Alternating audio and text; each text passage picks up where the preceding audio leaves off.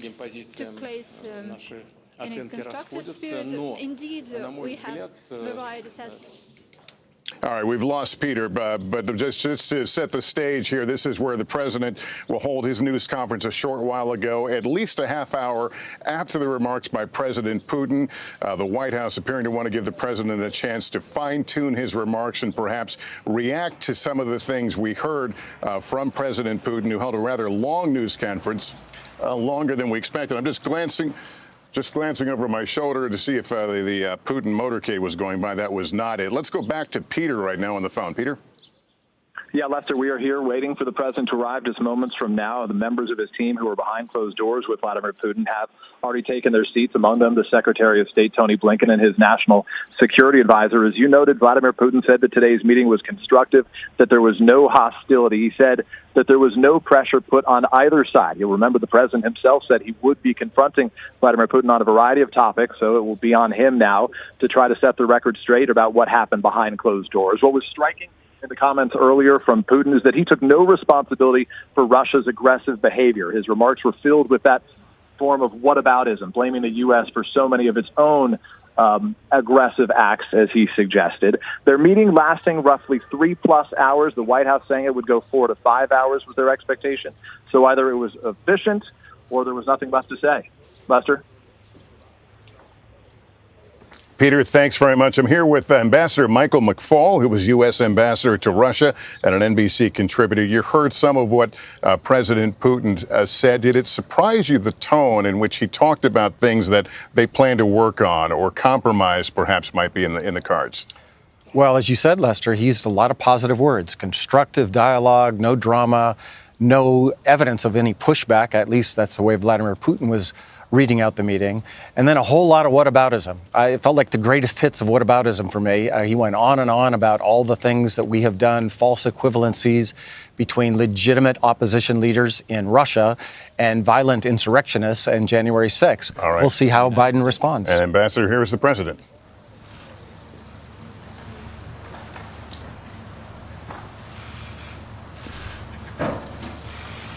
Been a long day for y'all. I know it was easy getting into the pre-meeting. There was no problem getting through those doors, was it? Was there? Anyway, hello everyone. Well, I've just finished the last meeting of this week's long trip, the U.S.-Russian summit. And I know there were a lot of hype around this meeting, but it's pretty straightforward to me, the meeting. One, there's no substitute, as those of you who have covered me for a while know, for face-to-face dialogue between leaders. None. And President Putin and I had share a unique responsibility to manage the relationship between two powerful and proud countries. A relationship that has to be stable and predictable. And we should be able to cooperate where it's in our mutual interest. And where we have differences, I want President Putin to understand why I say what I say and why I do what I do, and how we'll respond to specific kinds of actions that harm America's interest. Now, I told President Putin my agenda is not against Russia or anyone else. It's for the American people. Fighting COVID-19, rebuilding our economy, reestablishing relationships around the world with our allies and friends, and protecting the American people. That's my responsibility as president. I also told him that no president of the United States could keep faith with the American people if they did not speak out to defend our democratic values, to stand up for the universal and fundamental freedoms that all men and women have, in our view. That's just part of the DNA of our country. So human rights is going to always be on the table, I told him. It's not about just going after Russia when they violate human rights. It's about who we are. How could I be the President of the United States of America and not speak out against the violation of human rights? I told him that unlike other countries, including Russia, we're uniquely a product of an idea. You've heard me say this before again and again, but I'm going to keep saying it. What's that idea? We don't derive our rights from the government. We possess them because we're born, period. And we yield them to a government. And so the forum, I pointed out to him that's why we're going to raise our concerns about cases like ALEXEI Navalny. I made it clear to President Putin that we'll continue to raise issues of fundamental human rights, because that's what we are. That's who we are. The idea is we hold these truths self-evident, that all men and women, we haven't lived up to it completely, but we've always widened the arc of commitment and included more and more people. And I raised the case of two wrongfully imprisoned American citizens, Paul Whelan and Trevor Reed. I also raised the ability of Radio Free Europe and Radio Liberty to operate and the importance of a free press and freedom of speech. I made it clear that we will not tolerate attempts to violate our democratic sovereignty or destabilize our democratic elections, and we would respond. The bottom line is, I told President Putin that we need to have some basic rules of the road that we can all abide by. I also said there are areas where there's a mutual interest for us to cooperate. For our people, Russian and American people, but also for the benefit of the world and the security of the world. One of those areas is strategic stability. You asked me many times what was I going to discuss with Putin before I came. I told you I only negotiate with the individual, and now I can tell you what I was intending to do all along. And that is to discuss and raise the issue of strategic stability and try to set up a mechanism whereby we dealt with it. We discussed in detail the next steps our country should take on arms control measures, the steps we need to take to reduce the risk of unintended conflict. And I'm pleased that you agreed today to launch a bilateral strategic stability dialogue. Diplomatic speak for saying get our military experts and our diplomats together to work on a mechanism that can lead to control of new and dangerous and sophisticated weapons that are coming on the scene now, that reduce the times of response, that raise the prospects of accidental war. And we went into some detail of what those weapon systems were. Another area we spent a great deal of time on was cyber and cybersecurity. I talked about the proposition that certain critical infrastructure should be off limits to attack, period, by cyber or any other means. I gave them a list. If I'm not mistaken, I don't have it in front of me, 16 specific entities, 16 defined as critical infrastructure under U.S. policy, from the energy sector to our water systems. Of course, the principle is one thing. It has to be backed up by practice. Responsible countries need to take action against criminals who conduct ransomware activities on their territory. So we agreed to task experts in both our countries to work on specific understandings about what's off limits and to follow up on specific cases that originate in other countries, in either of our countries. There's a long list of other things we spent time on, from the urgent need to preserve and reopen the humanitarian corridors in Syria so that we can get food, just simple food and basic necessities, to people who are starving to death. How to build it and how it is in the interest of both Russia and the United States to ensure that Iran does not acquire nuclear weapons. We agreed to work together there because as much as Russia's interest is ours. And to how we can ensure the Arctic remains a region of cooperation rather than conflict. I caught part of President Putin's press conference, and he talked about the need for us to be able to have some kind of modus operandi where we dealt with making sure the Arctic was, in fact, a free zone. And to how we can each contribute to the shared effort of preventing the resurgence of terrorism in Afghanistan. It's very much in the interest of Russia not to have a resurgence of terrorism in Afghanistan. There are also areas that are more challenging. I communicated the United States' unwavering commitment to the sovereignty and territorial integrity of Ukraine. We agreed to pursue diplomacy related to the Minsk agreement. And I shared our concern about Belarus. He didn't disagree with what happened. He just has a different perspective of what to do about it. But I know you have a lot of questions, so let me close with this. It was important to meet in person, so there can be no mistake about or misrepresentations about what I wanted to communicate. I did what I came to do. Number one, identify areas of practical work our two countries can do to advance our mutual interest and also benefit the world. Two, communicate directly that the United States will respond to actions that impair our vital interest or those of our allies. And three, to clearly lay out our country's priorities and our values so we heard it straight from me. And I must tell you, the tone of the entire meetings, I guess it was a total of 4 hours, was good, positive. There wasn't any strident action taken.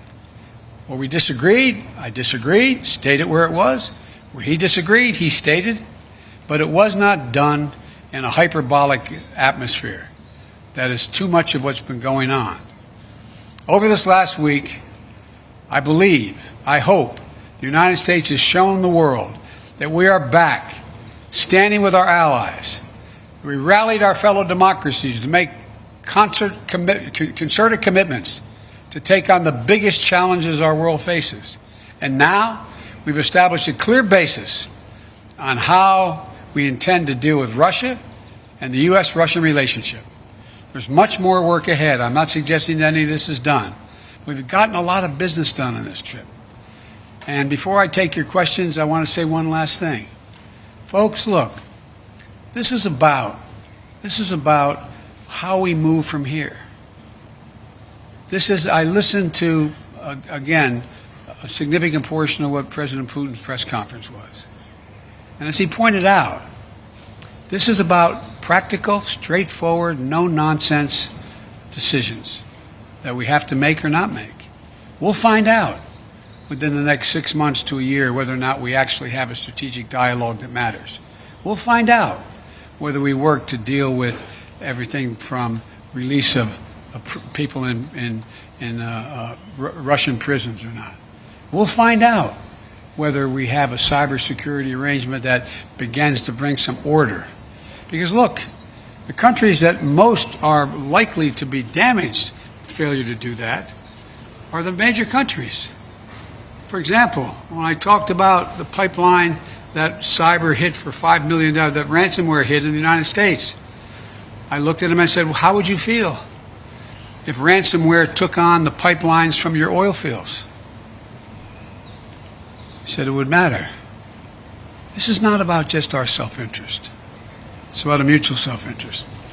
I'll take your questions, and as usual, folks, they gave me a list of the people I'm going to call on. So, Jonathan, Associated Press. Thank you, sir. U.S. intelligence has said that Russia tried to interfere in the last two presidential elections and that Russia groups are behind hacks like SolarWinds and some of the ransomware attacks you just mentioned. Putin, in his news conference just now, accepted no responsibility for any misbehavior. Your predecessor opted not to demand that Putin stop these disruptions. So what is something that concrete, sir, that you achieved today to prevent that from happening again, and what were the consequences you threatened him? Whether I stopped it from happening again, he knows I will take action, like we did when this last time out. What happened was we, in fact, made it clear that we were not going to continue to allow this to go on.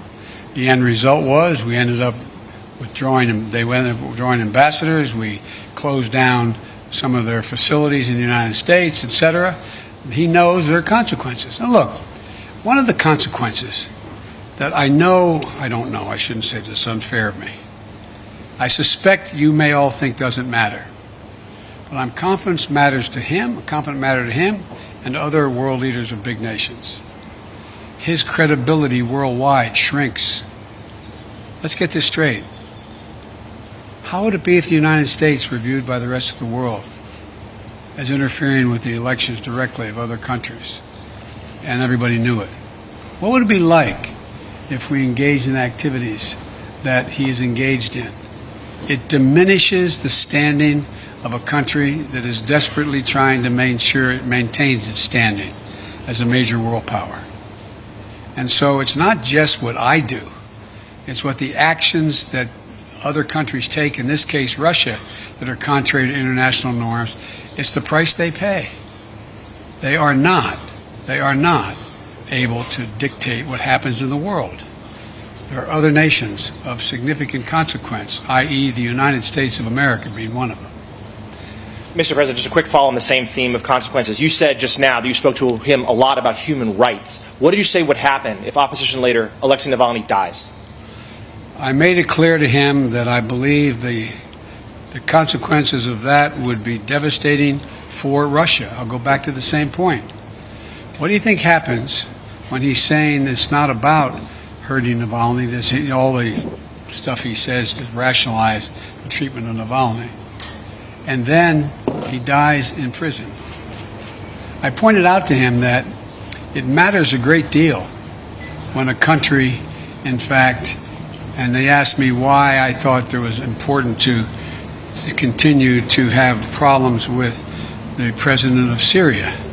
I said because there's a violation of international norm. It's called the Chemical Weapons Treaty. It can't be trusted. It's about trust. It's about their ability to influence other nations in a positive way. Look, would you like to trade our economy for Russia's economy? Would you like to trade? And by the way, we talked about trade. I don't have any problem with doing business with Russia as long as they do it based on international norms. It's in our interest to see the Russian people do well economically. I don't have a problem with that. But if they do not act according to international norms, then guess what? That only won't happen with us. It will not happen with other nations. And he kind of talked about that, didn't he, today? About how the need to reach out to other countries to invest in Russia.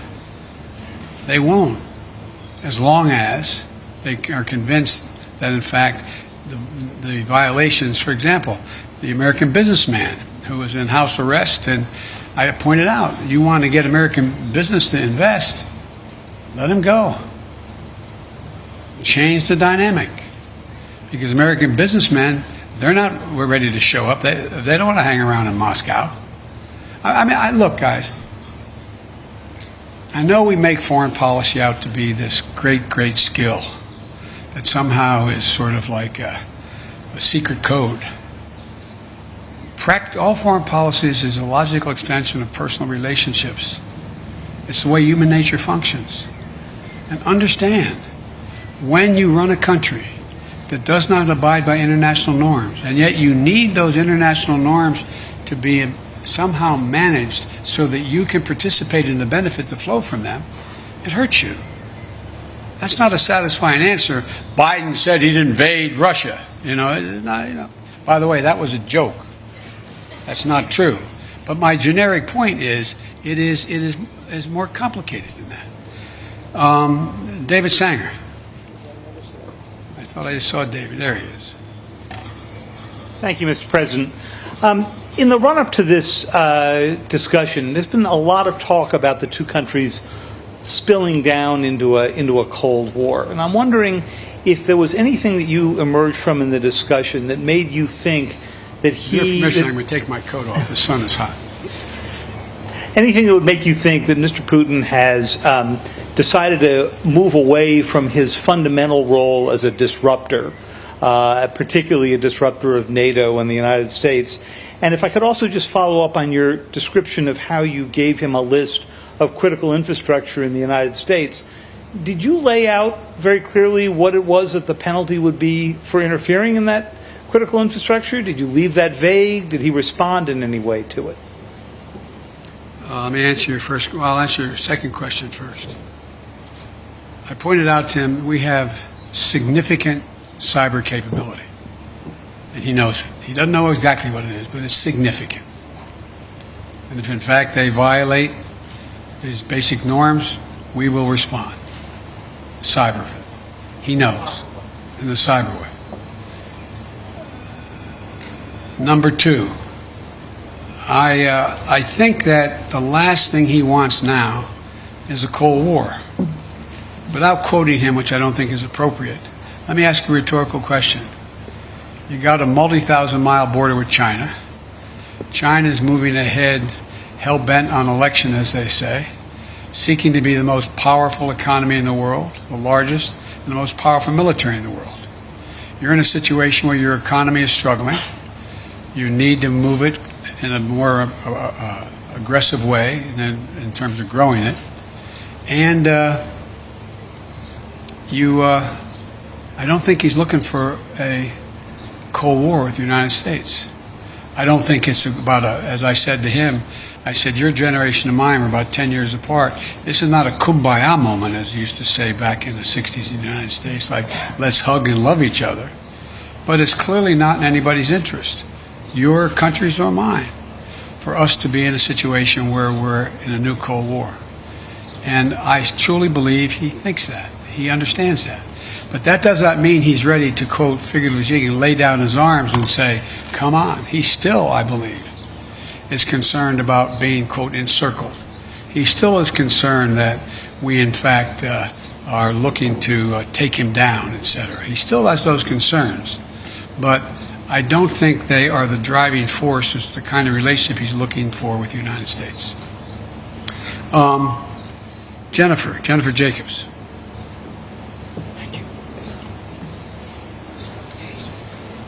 Thanks. Thank you, Mr. President.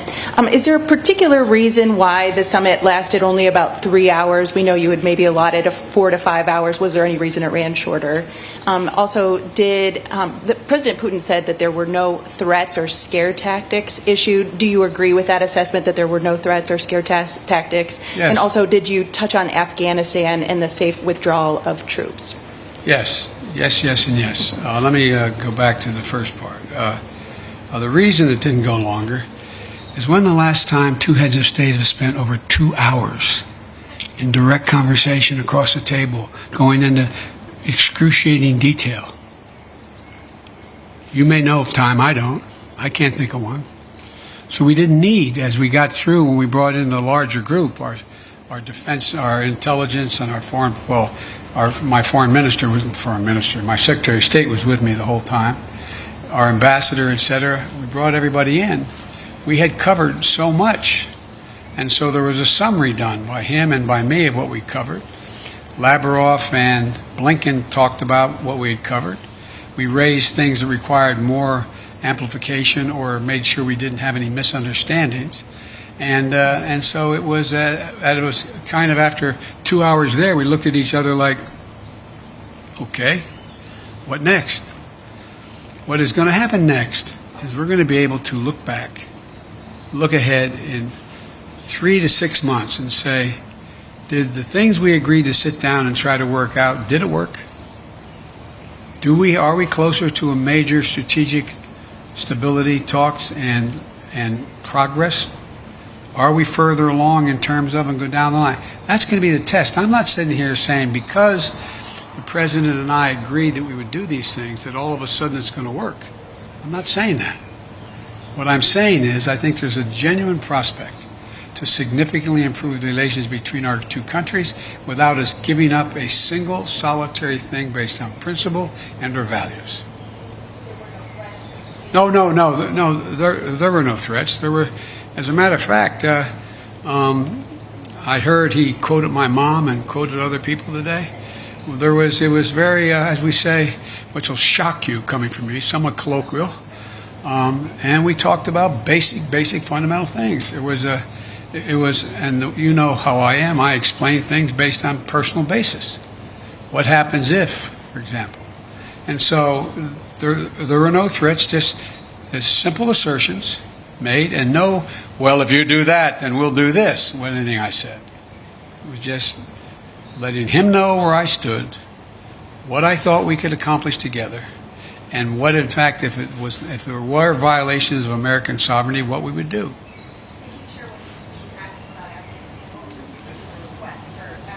No, he asked us about Afghanistan. He said that he hopes that we're able to maintain some peace and security, and I said that has a lot to do with you. He indicated that he was prepared to, quote, help on Afghanistan. I won't go into detail now, and help on Iran, and help on And in return, we told them a lot what we wanted to do relative to bringing some stability and economic security or physical security to the people of Syria and Libya. So we had those discussions.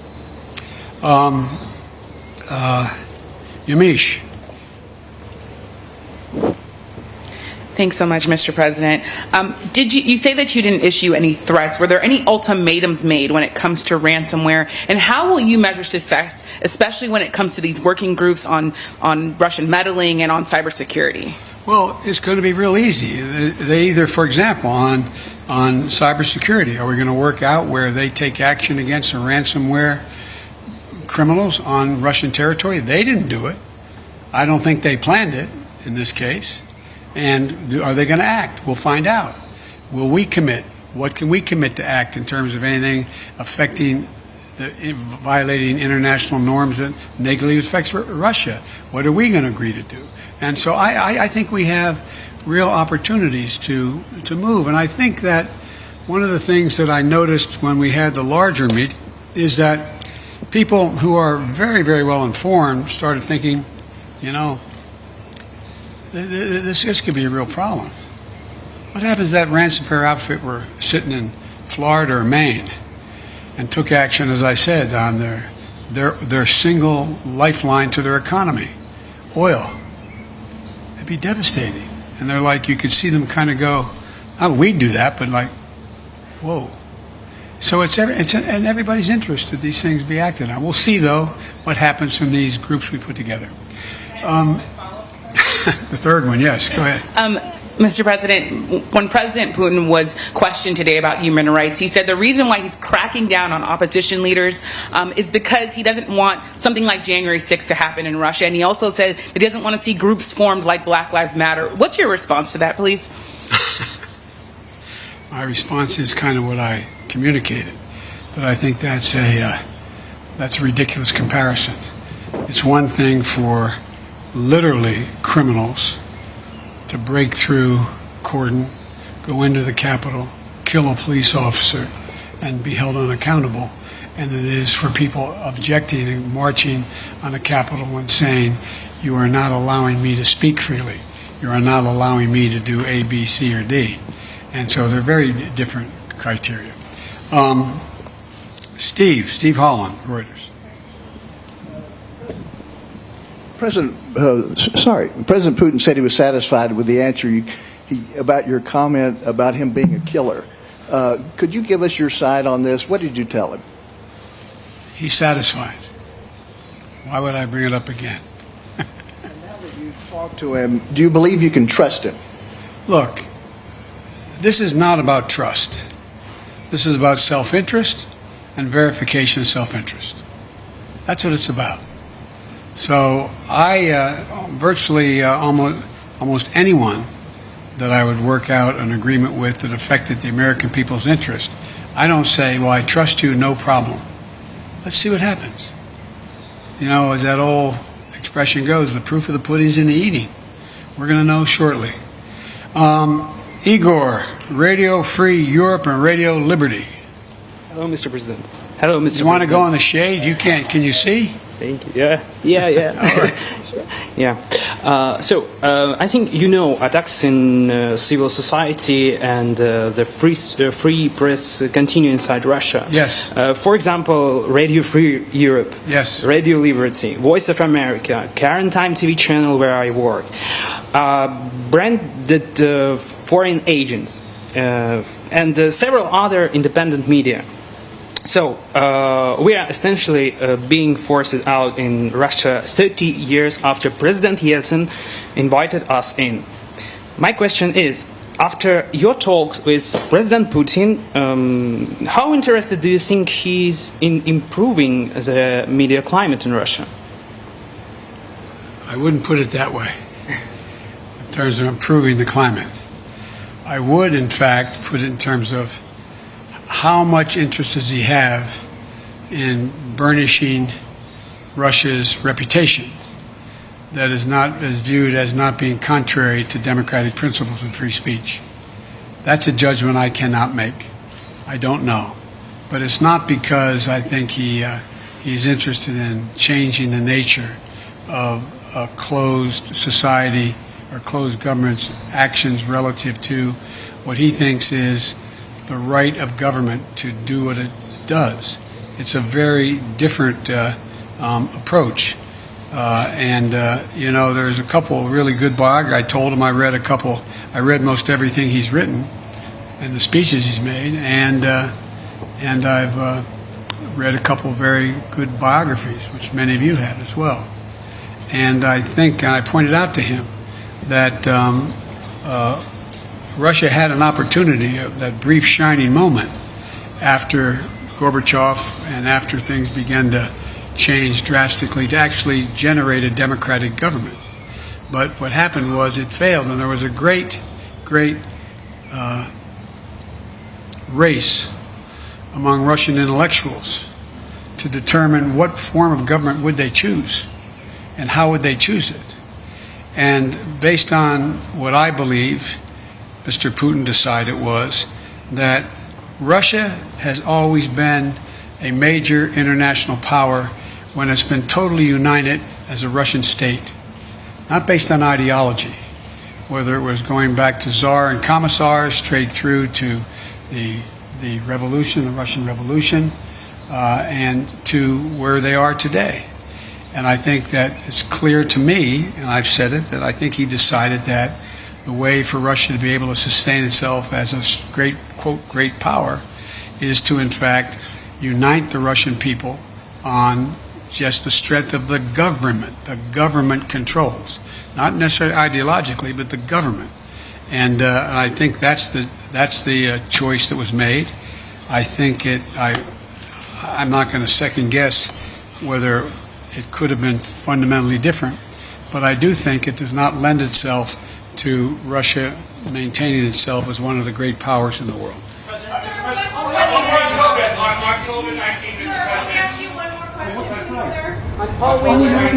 Thank you, sir.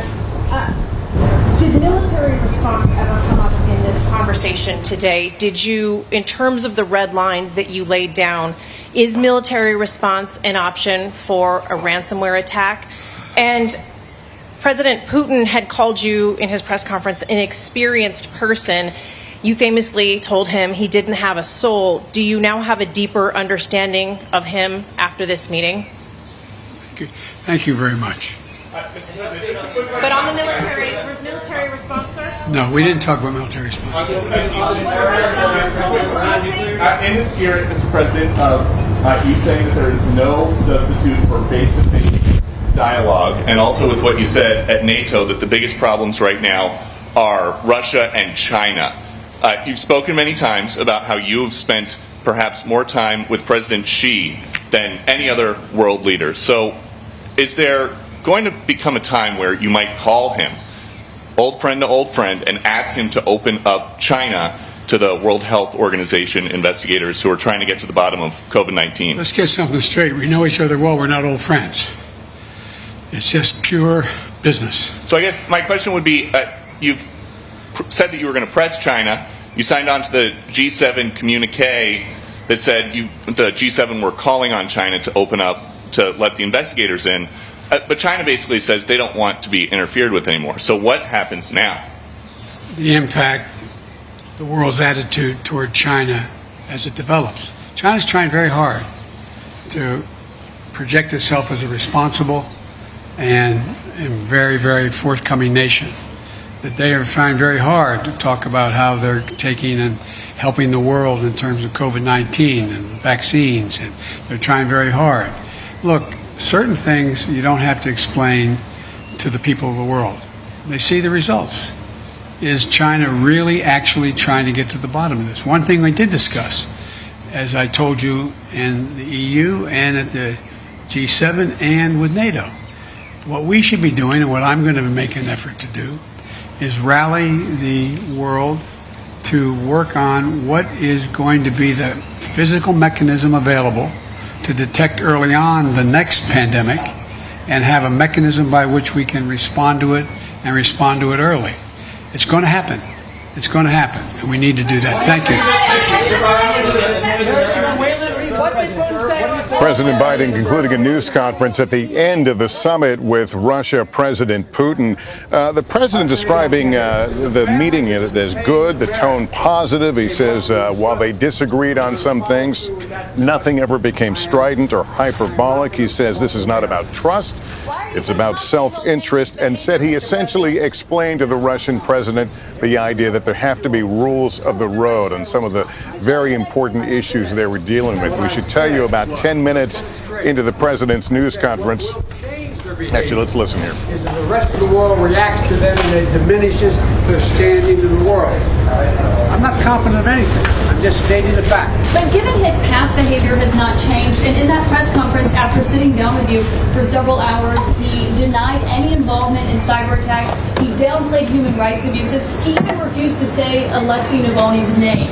So how does that account to a constructive meeting as President Putin? You don't understand that. You're in your own business. Is the summit with China next? Pool, we need to load. Pool, we need to load quickly. Let's go. Quickly, Pool. More questions following the president as he leaves. It was a bit hard to understand that exchange, so I'm not going to try and characterize it. But the president stopping, obviously, to take another question. We should note, I'm here with Ambassador Michael McFaul, a former U.S. ambassador to Russia. Also, NBC News Chief Foreign Affairs Correspondent Andrea Mitchell. And Ambassador, we should first point out, I was going to mention about 10 minutes into the president's remarks, we saw what appeared to be the Putin motorcade behind us heading in the direction of the airport. You've heard from both presidents now. Give us a characterization in your mind of what's happened today. Well, I saw two leaders that want to have a respectful conversation and dialogue, and they put some things on the table to aspire to, particularly about arms control. But as President Biden just said, the proof is in the pudding. It's easy to aspire to goals. It's another thing to achieve them. And I think this is a first step in a long, long journey. And I'm not optimistic, by the way, that they'll achieve it. But I think the president was right to say, let's engage, let's try to get things done. But I didn't hear a lot of optimism about the fact that they might get things done. There appeared to be, on some level, mutual respect that was voiced by both. Yeah, respect is a tricky word, right? I personally don't think we should respect a leader that annexes territory, that imprisons Americans and other opposition. And we should know that was my word, not theirs. Yes, yeah. but they're all using it. It's the right word. They all, respect should be earned, not given. And I think that's President Biden's challenge right now. He wants to engage when it's in America's national interest, but he also wants to push back with things he disagrees. And that's a hard thing to do. Let me go to Andrea right now. Andrea, they did talk about, both presidents talked about things that would at least go to the working level and these rules of the road as the president described. Explain to me what stands out to you in terms of things that we may see something tangible in not too far distance. You might see something tangible as they say they're going to start talking about arms control, about extending the New START agreement. It's in both of their interests. We don't want to see Russia have more missiles. They don't want to spend money on more missiles. So that nuclear arms race is really ancient history, but it's still a threat. But there's no give on cyber. And while the president said they're talking about rules of the road and what should be off limits, that he presented what should be off limits, critical infrastructure, the energy sector, you heard Vladimir Putin say that America is the biggest cyber hacking base, that more hacks come from America, from the U.S., than from Canada, than from Latin American countries, that Russia is far behind them in hacking. We know that is not true from U.S. intelligence, from all of our reporting, but that is what he is still saying. So he has his own set of facts, his own reality, whether that's strategic, whether he even believes any of that, probably not. But there was no give at all on that. So if you wanted a stable and predictable relationship, as President Biden said he did, what we're going to have is a predictable relationship with Vladimir Putin still disrupting when he wants to disrupt, but them at least able to talk, and that's better than a new Cold War. Well, we talked during the Cold War, but a hot war, certainly. It's certainly better than him taking more land from Ukraine or being more aggressive around the world. I would have liked to have heard something on Syria, on humanitarian aid, but also on a political dialogue on Syria. His top Syrian envoy was in the room. That was somewhat hopeful. We thought that maybe there would be some give on that. They agreed to exchange ambassadors again. They're supposed to be on their posts. They'll go back. That will mean that Russians can begin to again get visas to come to the United States. So there's going to be some more diplomatic engagement. But frankly, we don't have a Biden ambassador there. He's a holdover from the Trump era. They didn't want to make a change in the middle of all of this. But at some point, they're going to have their own man and hopefully an experienced diplomat in Moscow as well. So there are sort of small things that they did. Agreeing to talk on arms control, sending back ambassadors. That's probably the least they could have done. But Vladimir Putin did come out and said that he took the measure of Joe Biden, that he's experienced, that they share a moral universe. I'm not sure that Joe Biden should be that comfortable sharing a moral universe with a man who attempts to kill or kills his political opponents. And today, again, defended keeping ALEXEI Navalny in slave labor. Andrea Mitchell, thank you. We're looking at the President Biden's motorcade about to make its way to the airport. I want to go to Peter Alexander, who has been traveling with the president. Peter, we should note a couple of things. There was that exchange at the end of the news conference. I'm hoping you can clarify. We should also point out we saw the president take his coat off. We can tell you that any of us who have stood today in the sun here in a dark suit can certainly appreciate the discomfort. But Peter, update us as to how that news conference finished.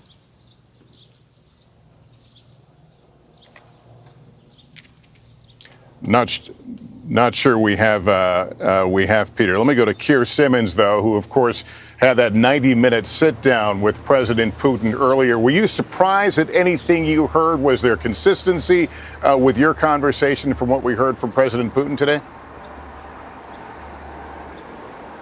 No, Lester, it was exactly the same Putin, I thought, at the news conference that he held as we saw in my interview. I think the questioning that you were hearing at the end of President Biden's news conference there basically was asking the question, not necessarily in these words, what have you really achieved? I'd put it another way, perhaps. How is this different from the attempted resets we've seen in the past, except that perhaps the ambition is a little more moderate? I actually think that you did see some agreement, if you like, that there is moderate ambition from both sides. So just, for example, in the case of Trevor Reed and Paul Whelan, those US prisoners held here in Russia, you heard President Putin saying we might be able to come to some kind of compromise, while you heard President Biden on all of the issues that he raised saying this is about where we move from here, we'll find out. So I guess you could summarize President Biden's position as we'll see.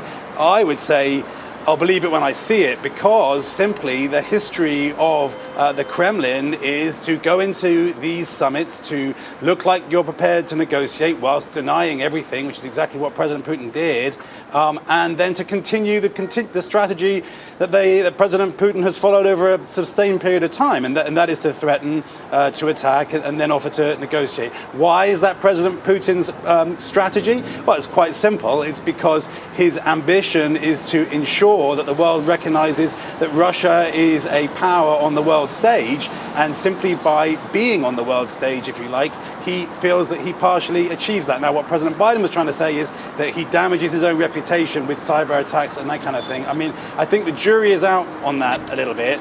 Again, I would agree, though, with both presidents, if you like. The truth is that we can't read from these news conferences what the future will look like. That we'll find out in the future, Lester. Keir Simmons in Moscow for us. Keir, thanks very much. Wanted to try one more time Peter Alexander, who's traveling with the president. Peter? Hey, Lester, I hear you now. You'll excuse us whenever the president passes, as he just did with his motorcade. Often our cellular service drops out due to security precautions taken in this area. I wanted to explain one of the last exchanges that you may have seen at the president's news conference. As he was departing the stage, the president responded to a series of questions. I asked him about those two wrongly detained Americans and what message he would send to their families, and he said that they would keep working on their behalf to bring them home. And then there was a question that clearly irritated the president, a question that was presented to him that if you didn't hear it, he was asked specifically, how can you basically say with confidence that President Putin is going to change his behavior based on everything you heard from him over the course of this day, and specifically from his remarks following it. And that's what clearly irritated the president. He said that he was not confident that Putin would change his behavior. He said no such thing. In fact, he said he is not confident of anything, which really did reinforce what he had said to me over the course of this weekend when I asked him what specifically he would be able to do to change the behavior of Vladimir Putin, given all the acts of aggression by the Russians over the course of the last several years and decades, most notably and most recently the ransomware attacks, the cyber attacks, the aggression toward Ukraine and election interference. The president said to me over the weekend that he could not guarantee that there was anything he could do to change any individual, certainly not Vladimir Putin. He said that autocrats do not have to respond to their people, do not respond to their public. But it was a dramatic moment that punctuated the end of an 8-day trip for this president that began in the UK, went through Brussels, the president picking up the support and solidarity of allies along the way before arriving here in before arriving here in Switzerland to meet with the Russian president. And obviously now his next stop is back to the United States. Peter Alexander, thank you. As you were speaking, and I think we were able to show you the picture of the president's motorcade going right past us here along the lakefront, heading into the direction of the airport where the president will board Air Force One for the trip home, as you know. Let's go to our chief foreign correspondent, Richard Engel, who is also here in Geneva. Richard, you've been to Moscow many a times. You've covered President Putin. Give me your characterization of what transpired today. So I think President Putin can go back home and paint this as a success. He has been largely invisible during the COVID pandemic. He lived inside a COVID bubble. Now he's back on the world stage. He spoke for about 45 minutes after a several-hour summit, so he can show that he's a world leader. He's being taken seriously. But what I thought was significant from President Biden is so many of these summits between Russian leaders and before them Soviet leaders were about limiting nuclear weapons. This time, in a sign of the times, it was all about cyber. And President Biden said he gave President Putin a list of 16 targets, 16 critical infrastructure targets that should be completely off limits. And while President Biden said he didn't issue any threats, he implied that he did issue one threat. He said that what would happen if the hackers inside the United States were to shut down Russia's economic lifeline, its oil industry. And he said that the Russian officials' eyes lit up. So there was a lot of talk about cyber, and it seemed that the United States was showing its cards, showing that it too has tremendous cyber capability. And then the other takeaway would be, we heard again the United States talking about human rights. Under President Trump for 4 years, human rights wasn't really part of the foreign policy equation. It was much more transactional. President Trump was often accused of cozying up to dictators. And President Biden said that's not going to be the way it continues under his administration, that human rights and human dignity are part of the American DNA. Lester? Richard, thank you very much. That concludes our coverage of President Biden's remarks following his summit with Russian President Vladimir Putin. We'll have much more of this tonight on Nightly News. For now, I'm Lester Holt in Geneva, Switzerland. Thank you for joining us, and good day.